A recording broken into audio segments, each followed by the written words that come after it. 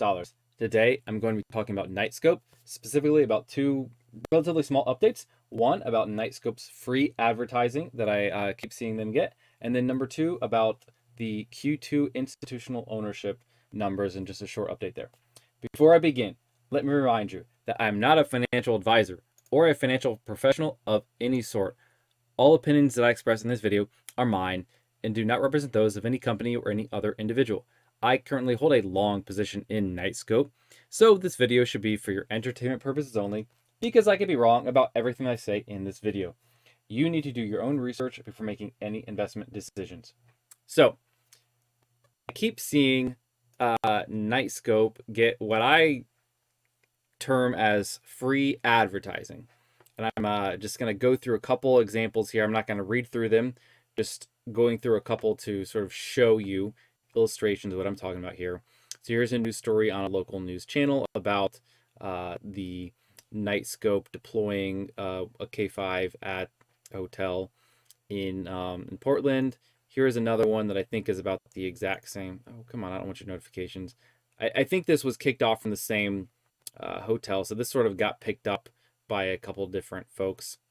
I'm not sure why this one in particular was, picked up by so many places, and other instances I've only seen this, one or two sort of local channels, local newspapers that picked it up. But, here's another one. I think it got out of the store that I was at. That's not it. Yeah, so here's another one. I guess this is also still that one in Portland. Sorry, I had a whole collection of links. Didn't really order them in any particular order. Here's one just about the Robot Roadshow coming to a particular city. This was in, looks like Pennsylvania. And then here's another one just about the Roadshow coming to a town in New Jersey.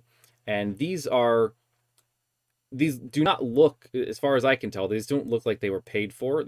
These look like organic advertising, that this is actually being picked up because it is newsworthy, right? Because Knightscope's product, the security robots, sort of seem a little bit science fiction-y, right? They're cool and they're new and they're novel.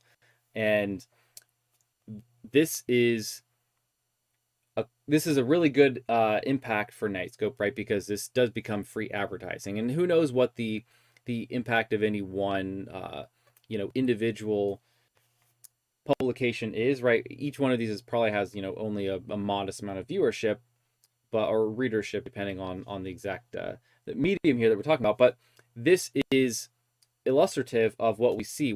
I've seen this in multiple different cities now, where they have deployed a robot, and I know there was definitely one in Charlotte. There was one in Los Angeles, right? I didn't have the links. I don't want to go through too many here. Like, I could have probably pulled up 20 or so links from the past year that I sort of get from around the web. But the general point that I'm making here is Knightscope deploying a robot in these cities when this is still so new is getting them more exposure, right? And so this, I think I've talked about this in the distant past on my channel, so I'll reiterate it here because it might be new to some folks, that this is kind of, a little bit creates a feedback loop, right? Where you make sales, and then that generates some of this publicity, which is sort of advertising to a degree, right? Because it's raising awareness for the company. It's talking about exactly the problem that the company, that Knightscope is solving,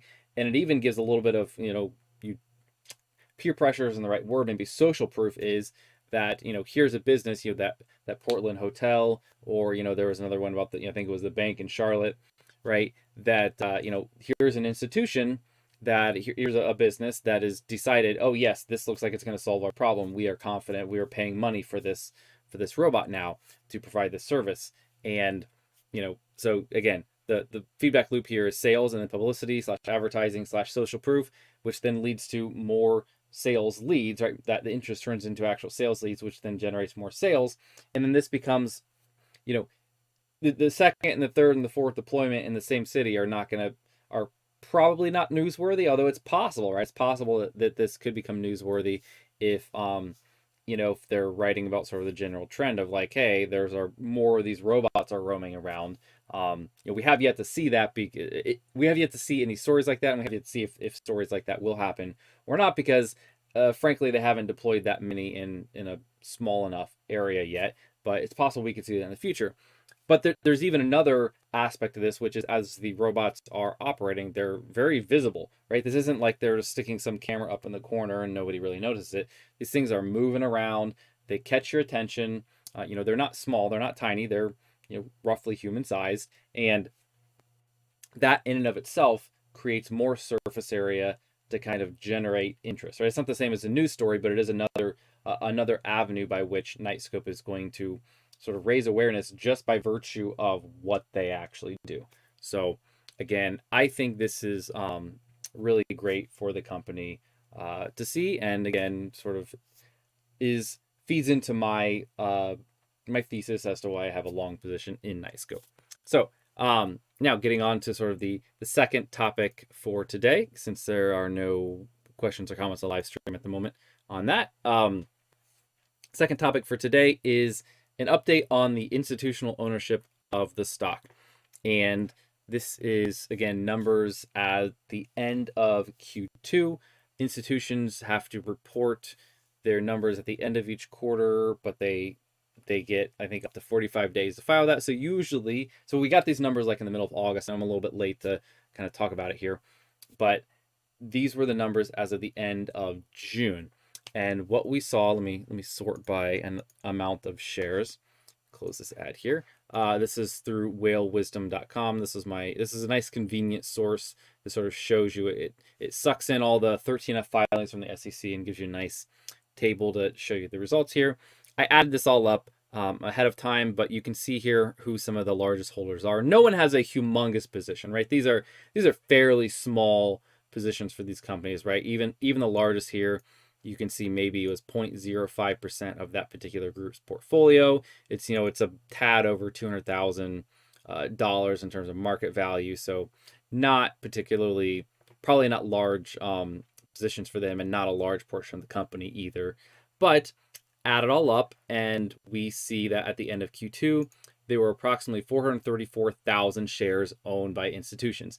This is about triple what we saw in Q1. In Q1, the end of Q1, we saw about 118,000 shares owned by institutions. So that went from somewhere around 0.2 to 0.3% of the company to somewhere around 0.7, 0.8% of the company owned by institutions.